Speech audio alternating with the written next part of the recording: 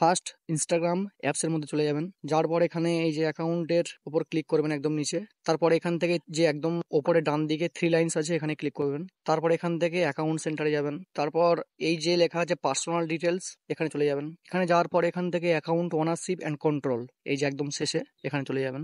এখানে যাওয়ার পরে এই যে ডিঅ্যাক্টিভেশন ও ডিলেশন এখানে ক্লিক করবেন। ক্লিক করার পরে আপনার অ্যাকাউন্ট শো করবে, এখানে ক্লিক করবেন আবার। তারপরে এই যে ডিলিট অ্যাকাউন্ট দ্বিতীয় অপশনে ক্লিক করে এখান থেকে কন্টিনিউ করবেন। করলে আপনার এখান থেকে কোনো একটা কারণ আপনাকে দেখাতে হবে যে কোন কারণে আপনি আপনার ইনস্টাগ্রাম অ্যাকাউন্টটা ডিলিট করতে চান।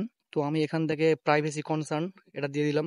দেওয়ার পরে এখান থেকে এই যে কন্টিনিউ এখানে ট্যাপ দেবেন।